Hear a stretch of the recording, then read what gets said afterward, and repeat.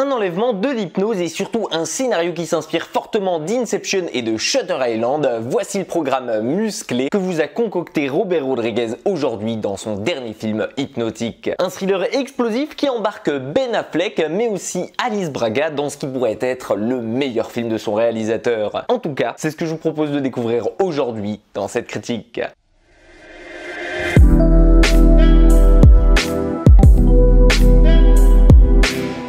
Hypnotique commence donc par une enquête bien particulière, celle de la recherche de la fille de l'inspecteur de police Danny Rourke après sa disparition. En effet, lors d'une promenade assez banale dans un parc pour enfants, notre cher Danny a perdu de vue sa fille l'espace d'un instant, moment qui a suffi à cette dernière pour se faire enlever. Et depuis ce jour, on peut dire qu'il n'est plus le même homme. À la fois brisé, il est tout autant déterminé à la retrouver et surtout à faire payer quiconque lui fera du mal. Seulement voilà, entre-temps, notre inspecteur de police participe à une enquête assez inédite, celle portant sur un braquage de banque en lien avec de l'hypnose et de la manipulation mentale qui n'a visiblement laissé aucune trace ni même aucun souvenir dans la tête des témoins présents sur place. Et le plus fou dans tout ça, c'est qu'il va retrouver parmi les preuves de ce braquage une photo de sa petite fille dans un coffre de la banque. Alors vous l'imaginez bien, Ben Affleck va être prêt à tout pour la retrouver, quitte à affronter un homme bien plus puissant que lui et capable de manipuler la perception de la réalité des gens. Il ne pourra donc compter que sur lui-même ici et surtout se faire confiance dans un monde en perpétuelle évolution. Alors maintenant que je vous ai posé le décor et que vous imaginez un peu plus de quoi il en retourne, ne vous inquiétez pas car je ne vais pas vous en dévoiler plus, car comme d'habitude sur la chaîne, cette critique est garantie sans aucun spoiler. Mais il fallait tout de même que je vous mette un avant-goût du film pour comprendre pourquoi je l'ai comparé d'entrée de jeu au Shutter Island de Scorsese et à l'Inception de Nolan. En tout cas,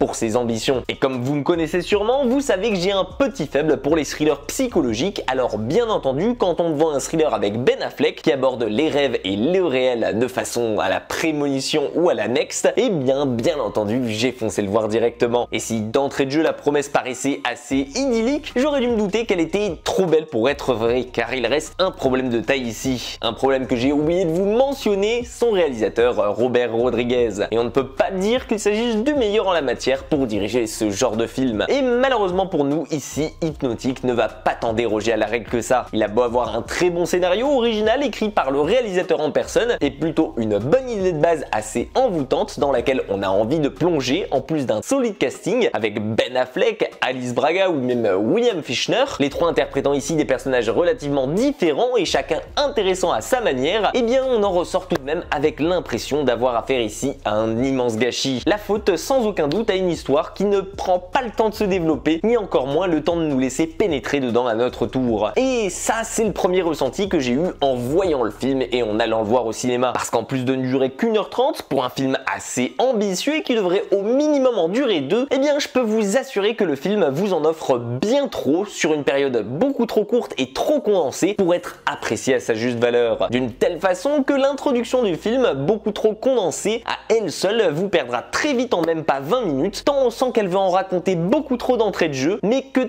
tout part un peu dans tous les sens et qu'au final justement le fil rouge n'existe plus. Et malheureusement c'est un constat et une sensation désagréable qui va vous accompagner jusqu'au dénouement final, c'est-à-dire pendant plus d'une heure du film, ne laissant approximativement que 30 minutes au tout pour tenter de se rattraper. Et malheureusement, un tiers du film, c'est pas suffisant. Alors ok, certains vous diront peut-être qu'ils ne se sont pas ennuyés devant et que c'est une bonne chose en soi, puisque justement il se passe constamment quelque chose à l'écran et que le film est bourré d'action, mais pour moi, je considère pas ça comme une victoire à proprement parler, puisqu'en échange, le film délaisse largement son côté psychologique mis en avant par sa bande-annonce. Et pour avoir été attiré à l'origine par celle-là, et par son côté mystique et façon Inception qui s'en dégageait et qui disparaît plutôt vite du récit, eh bien je dois vous avouer en être ressorti largement déçu et un peu même trahi. Et dans le même style, je trouve que Réminiscence avec Hugh Jackman tenait encore mieux ses promesses que lui. Et au vu du résultat final, je me demande même si l'Hypnotique qu'on a vu au cinéma n'est pas totalement différent de la première version du film. Parce que entre le cut final sorti au ciné et la bande-annonce, eh ben on a l'impression d'avoir deux films totalement différents ici. Et sincèrement, je pense qu'il devait être sera beaucoup plus long à l'origine et qu'il a peut-être été sûrement charcuté au moment de son montage par les studios pour ne laisser que de l'action, tant c'est l'impression constante qu'il nous laisse quand on voit l'enchaînement chaotique qu'il y a entre certaines scènes du film. Ce n'est qu'une supposition, mais bien entendu, je trouve que ça serait assez logique, tant certaines fois maintenant les studios ont plus de mots à dire que leur réalisateur. Soit ça, soit son réalisateur n'a vraiment pas poussé plus que ça l'idée de départ qu'il avait eu avec son film, et dans les deux cas, je trouve ça très triste et vraiment dommage. Parce que